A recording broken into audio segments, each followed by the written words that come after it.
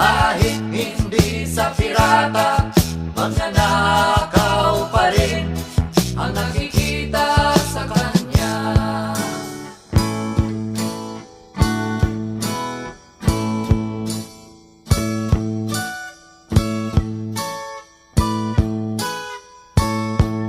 May nagnanakaw ng oras, talino at pawis, pati ang galing.